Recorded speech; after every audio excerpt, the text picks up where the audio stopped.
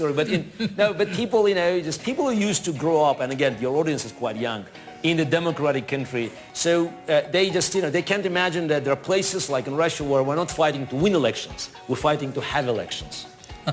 Yeah, and there's a fundamental difference in that. So, but for me, staying in Russia and accepting the Putin's dictatorship was impossible. So it's not a chess game, winning or losing.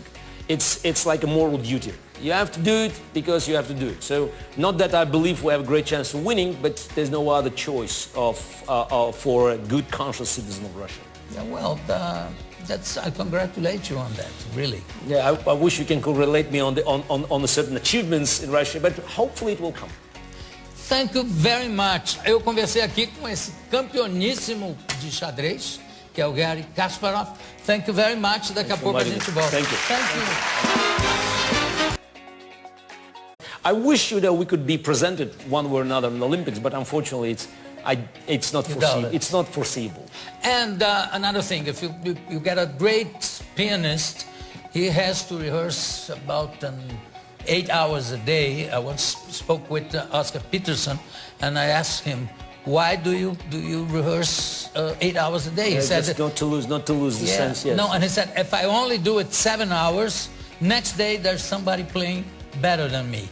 How do you rehearse? Do you play against yourself? No, I don't do it now, but when I used to, it's a great point that, it's what I call the gravity of past success. Because you can get complacent. If I did it yesterday, if I won yesterday, I could do the same story and I'll win. It happens in chess, in music, in football, anywhere. So the moment you stop making progress, there are others, catching up.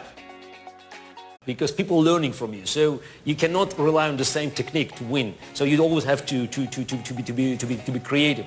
Now, I was always trying to improve things. I was looking for new options with computer, with my coaches. So I was not just preparing, for a specific game, but just conceptually how to move the game forward. In fiction, there are stories that the opponent makes one move, and the champion knows by this only one move how he's going to win the thing. Do you think it could happen? No, it's more fiction. It's more fiction, because when you have professional games, so it's not often you can see that everything to the end. So what happens is that you evaluate number of options, and it's more like just probability rather than precise calculation. So it happens that you can see 10, 15 moves, but it's not a rule. It's